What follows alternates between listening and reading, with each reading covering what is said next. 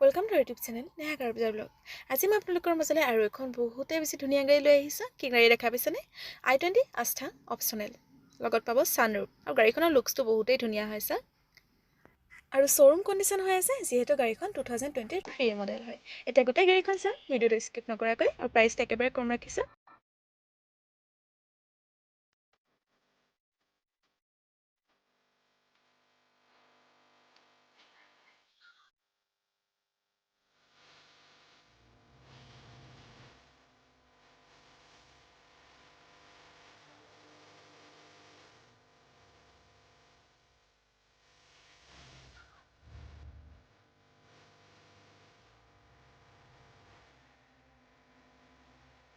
Rear view to পাব বিকলাৰ ফয়মেন আৰু বেকত পাব দুটা বেক সেন্সাৰ আছে।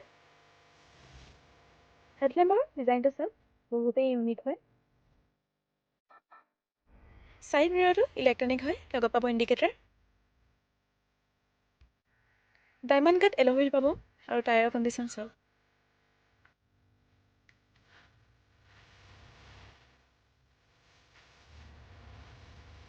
কিলোচেন্টি আছে।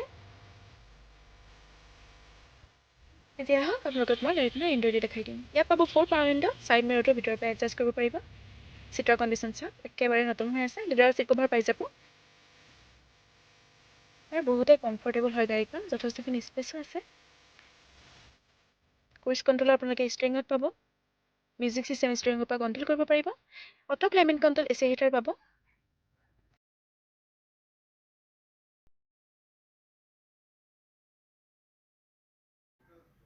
বেকৰ সিটকেইটা এবাৰ ভালকৈ দেখাই দিছোঁ চাওক।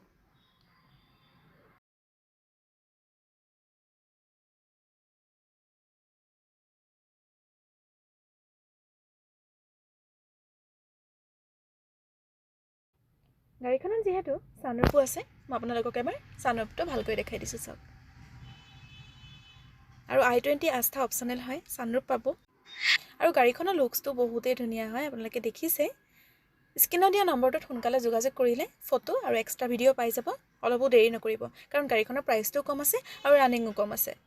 আৰু বহুতেই সেফটি হয়, কাৰণ গাড়ীখনত 4 এয়াৰবেগ আছে, এটা ড্ৰাইভিং সিটত, এটা ক্ৰ' ড্ৰাইভিং সিটত, আৰু বাকী দুটা এয়াৰবেগ আপোনালোকে বেক সিটত পাব।